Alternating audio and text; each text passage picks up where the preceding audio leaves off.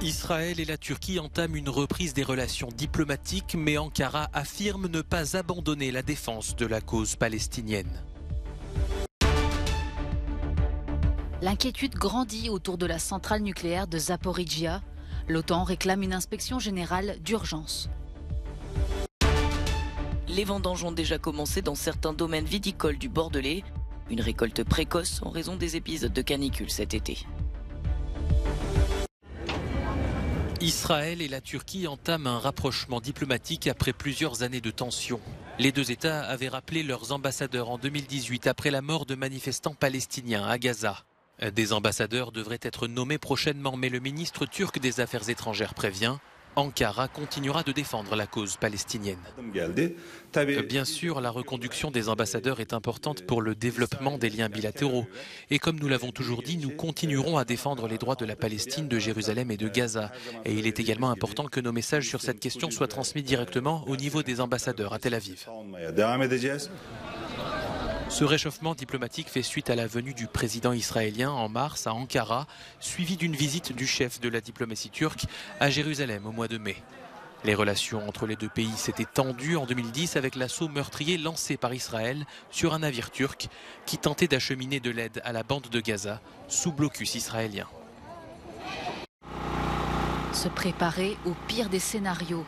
À Zaporijia, le service national d'urgence ukrainien a mené des exercices de premier secours en cas d'accident nucléaire, sous l'œil vigilant du ministre de l'Intérieur, Denis Monastirski. Selon lui, la population doit s'attendre à tout de la part de Moscou, car les techniciens ukrainiens de la centrale nucléaire, tenus en otage par les troupes russes, travaillent sous une pression immense. Nous savons que nous avons affaire à un État terroriste. Nous devons donc comprendre que toute la responsabilité de ce qui se passe actuellement à la centrale incombe à la Fédération de Russie. Nous devons nous préparer à tous les scénarios possibles. Car les bombardements continuent près de la centrale nucléaire de Zaporijia, Russes et Ukrainiens se renvoient la responsabilité. Les Nations Unies réclament l'accès immédiat d'une équipe d'experts de l'Agence internationale de l'énergie atomique au site, une demande qui sera au cœur des négociations entre l'Ukraine, la Turquie et l'ONU ce jeudi. La saisie de la centrale nucléaire de Zaporijia par les forces russes constitue une menace sérieuse pour la sûreté et la sécurité de ces installations, augmente le risque d'un accident nucléaire et met en danger la population ukrainienne, des pays voisins et de la communauté internationale. À Nikopol, ville proche de la centrale nucléaire, les habitants s'inquiètent d'un accident nucléaire provoqué par les combats ou de représailles des troupes russes qui n'hésitent pas à bombarder les quartiers résidentiels. J'étais là, mon fils a réussi à me sortir à temps, mais il n'a pas eu le temps de retourner pour mon mari, pour son père. Il a été enseveli sous les décombres. L'obus a atterri là où il était allongé, dans son lit. Ses jambes ont été arrachées. Les bombardements russes ont aussi touché la ville d'Odessa et plusieurs villages dans la région de Donetsk, où 2 personnes ont été tuées. L'armée ukrainienne continue, elle, sa contre-offensive sur Kherson. Ce mercredi, Kiev informait avoir détruit une base militaire ennemie à Novakhovka. Des tirs ont également été entendus près d'un centre de commandement russe dans la ville occupée de Melitopol. Très controversée mais finalement adoptée, la Tunisie se dote d'une nouvelle constitution renforçant les pouvoirs du président. Un texte approuvé par un peu plus de 2,6 millions de personnes lors d'un référendum avec une faible participation de l'ordre de 30%. La nouvelle constitution de la République tunisienne entre en vigueur à partir de la date de l'annonce des résultats définitifs par la haute autorité indépendante pour les élections, de sa promulgation par le président et de sa publication au journal officiel.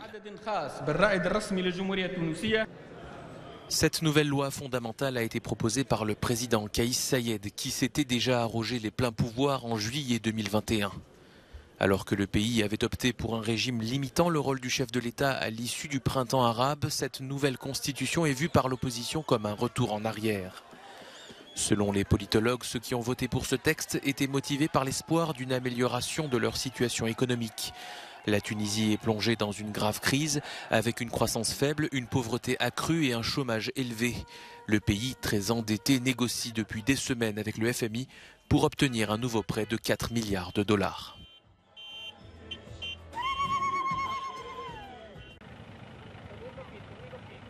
Des routes barrées, des vitrines de boutiques explosées.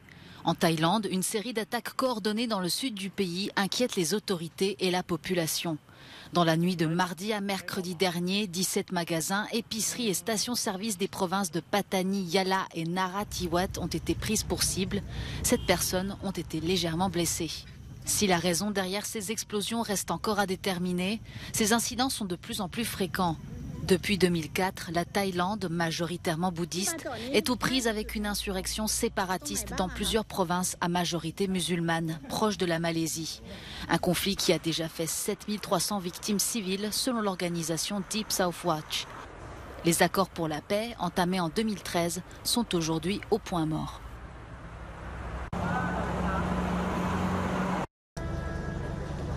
La douleur reste intense 5 ans après les attentats à la voiture bélier qui ont frappé Barcelone et Cambrils en Catalogne. 16 personnes sont mortes dans ces 2 attaques revendiquées par l'organisation État islamique. Une commémoration s'est tenue ce mercredi sur les Ramblas de Barcelone, une allée piétonne très fréquentée notamment par les touristes. Parmi les personnes touchées par ces attentats, cette femme australienne qui a perdu son fils de 7 ans, réconfortée par la maire de Barcelone. Les faits se sont déroulés le 17 août 2017, vers 5 h de l'après-midi. Une camionnette a fait irruption dans cette artère animée de Barcelone, renversant des dizaines de passants. Quelques heures plus tard, vers 2 h du matin, 5 fondamentalistes islamistes de la même cellule terroriste ont renversé 4 personnes à Cambrils et ont entamé une fusillade avec les forces de l'ordre.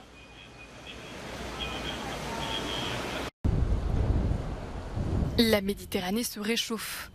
Et bien que pour beaucoup ce soit un plaisir de se plonger dans des eaux de plus en plus chaudes, les experts mettent en garde, l'augmentation de la température est un signe clair que la Méditerranée ne se porte pas bien.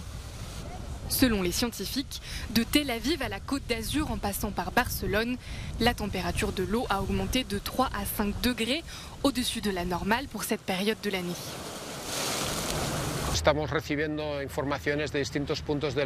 Nous recevons des informations de différents endroits de la Méditerranée, comme Majorque et la Sardaigne. Nous assistons déjà à la disparition massive de certaines espèces, notamment celles des coraux, des éponges et des algues.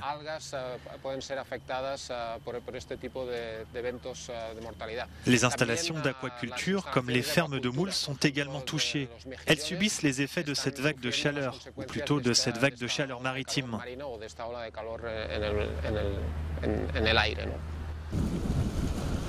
Selon une étude menée par 30 scientifiques de 11 pays ayant des côtes en Méditerranée, les vagues de chaleur entre 2015 et 2019 ont affecté plus de 50 espèces. Les experts et les organisations environnementales demandent que 30% de la mer soit protégée de l'activité humaine pour donner une chance aux espèces de se rétablir. Actuellement, seuls 8% sont protégés à des degrés divers.